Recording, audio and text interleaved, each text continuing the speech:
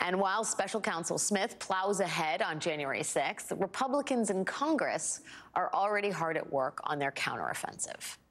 Both of the clips I just showed you tonight of Ivanka Trump and Jared Kushner's depositions, both of those clips came from the House January 6 investigation's primetime hearing, which aired on June 9th. Both of them were played during the 8 p.m. hour of those hearings. But if you watched Fox News at 8 p.m. that night, you would not have heard those depositions. Instead, you would have heard this.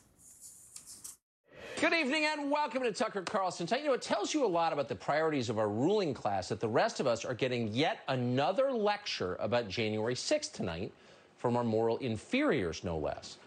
An outbreak of mob violence, a forgettably minor outbreak by recent standards that took place more than a year and a half ago, but they've never stopped talking about it. The whole thing is insulting. In fact, it's deranged, and we're not playing along. This is the only hour on an American news channel that will not be carrying their propaganda live. Fox News host Tucker Carlson has been literally leading the pack in trying to whitewash the events of January 6th.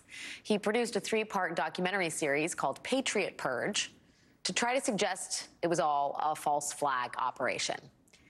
Which is why it is such a big deal that House Speaker Kevin McCarthy has now decided to give Tucker Carlson exclusive access to 44,000 hours of January 6th security camera footage. And it is not just incredible that Speaker McCarthy gave this footage to this specific Fox News host, but that he gave it to any journalist at all. Politico reports that the chief of the Capitol Police and the House Sergeant-at-Arms, both of them, did not know this footage was going to be given to Fox News until it was reported this week in the press. Every piece of footage the January 6th committee aired was cleared with the Capitol Police in advance to make sure they weren't compromising the security of the building by either showing where security cameras are or how security responded on that day. And now Speaker McCarthy has just handed all of the security footage over to a Fox primetime host to be foxified, or whatever exactly happens over there. McCarthy certainly seems a lot less concerned about the safety and security at the Capitol these days, which is a very far cry from the way he felt on January 6th, at least according to Jared Kushner. I heard my phone ringing, turned the shower off, saw it was Leader McCarthy, who I had a good relationship with. He told me he was getting really ugly over at the Capitol and said, please, anything you could do to help, I would appreciate it. I don't recall specific asks, just anything you could do. Again, I got the sense that, they were scared. They meaning Leader McCarthy and people on the Hill because of the violence? That he was scared, yes. In addition to releasing these 44,000 hours of security footage to a right-wing propaganda machine, Speaker McCarthy is now fundraising off of this decision. He is soliciting money by declaring that America requires truth and transparency over partisan games. Senate Leader Chuck Schumer today blasted Speaker McCarthy for the move, saying it posed grave security risks for anyone who worked in the Capitol.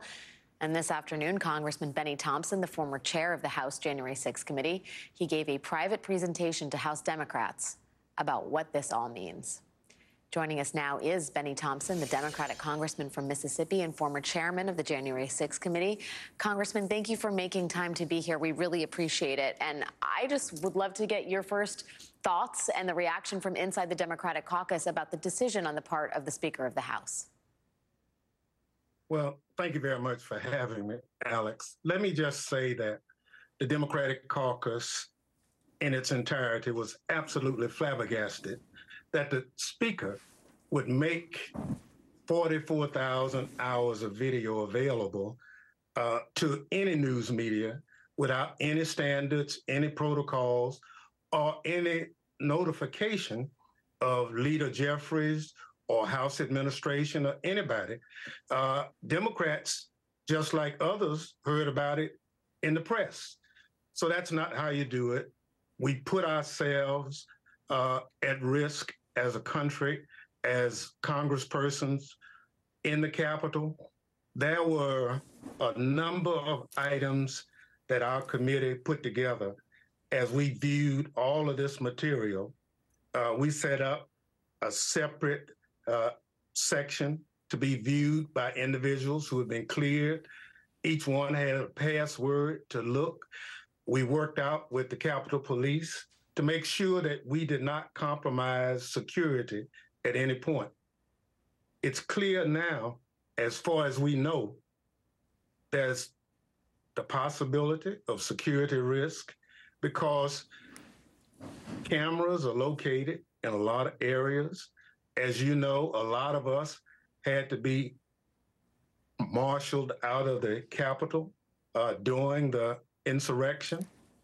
All of that is on footage, and it compromises the integrity and security of the Capitol. I think Speaker McCarthy has some explaining to do, quite honestly. I mean, it's awfully strange behavior from a party that purports to be the party of law and order to directly compromise the safety of those who are charged with keeping everyone safe. I wonder if you think that this is part of the bargain that Speaker McCarthy made to the right-wing members of his caucus who were publicly asking for this footage to be released in advance of the Speaker's election. Do you think this is part of the devil's bargain he made in early January? Oh, there's no question about it. I think we'll see some other things over time also that says in order for him to get the speakership, he had to give up everything.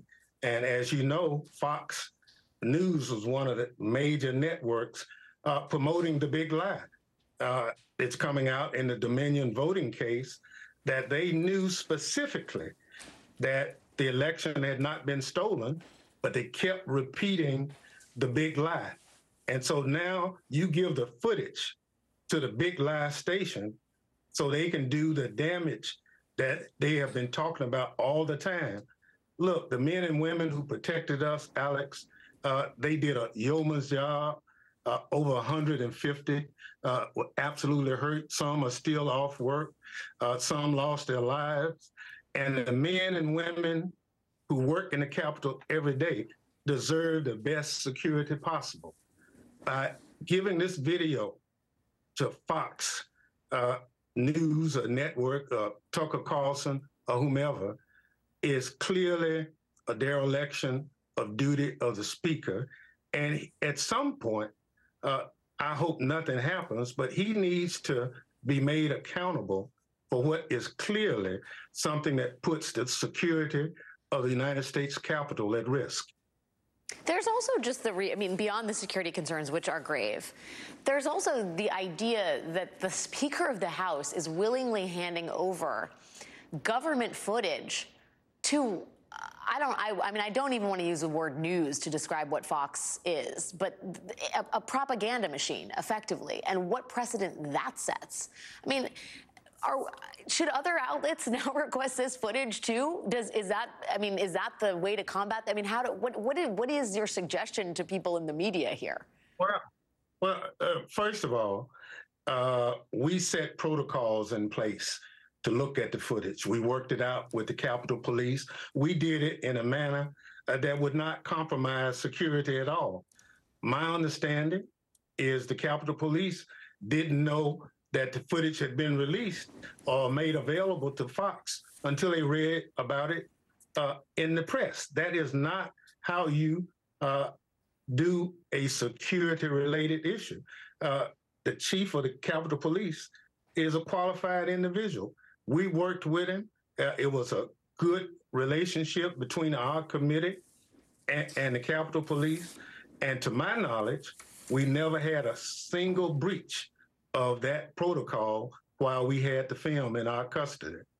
I have to ask you, because we do also have the breaking news tonight that Special Counsel Jack Smith is subpoenaing Ivanka Trump and Jared Kushner, their testimony for his investigation. Do you have, what's your reaction to that? Well, I think our special counsel is moving in the right direction. We made available to them all of the depositions and other information that we had gleaned over the 18 months of that investigation. They wanted to get it earlier, but we felt we had to complete our work. And in that work is significant information. Now, you understand the difference between our committee, Alex, and a prosecutor is their potential for criminal activity is that's what they do. We were just a legislative body trying to get to the answers of what actually occurred. Now, if criminal activity has gone on, then I think our special counsel will get to the bottom of it. We gave him the information, and we wanted to talk to Vice President Pence. He refused to come to us. The Speaker, who was the leader, ignored our subpoena. Other members of Congress did likewise. I'd like to see what happens when more people get subpoenas. I think we all would. Congressman Bennie Thompson, thank you, as always, sir, for your time tonight. Really appreciate it. Thank you.